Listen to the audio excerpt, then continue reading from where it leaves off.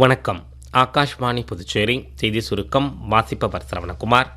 Philippines அதிபர் திரு Ferdinand R Marcos 5 நாள் அரசுமுறை பயணமாக நாளை மதியம் புதுடெல்லிக்கு வருகிறார். இந்த பயணத்தின் போது குடியரசுத் தலைவர் திருமதி திரௌபதி முர்மு, பிரதமர் திரு நரேந்திர மோடி ஆகியோரை சந்தித்து இருதரப்பு பேச்சுவார்த்தை நடத்த உள்ளார். ஜப்பானின் ஒசாகா நகரில் நடைபெற்று வரும் சர்வதேச கண்காட்சியில் அமைக்கப்பட்டுள்ள இந்திய அரங்கை ஏராளமானோர் பார்வையிட்டு வருகின்றனர்.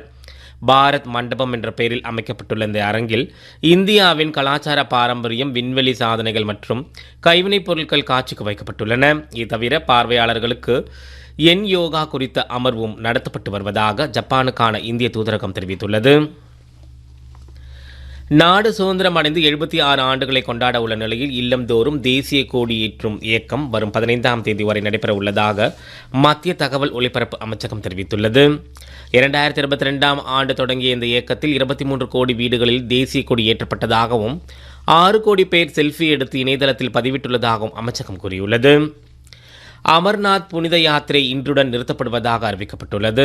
கடந்த மாதம் 3ஆம் தேதி தொடங்கிய இந்த யாத்திரை ரக்ஷாபந்தன் தினமான வரும் 9ஆம் தேதி வரை நடைபெறும் என முன்னர் அறிவிக்கப்பட்டிருந்தது.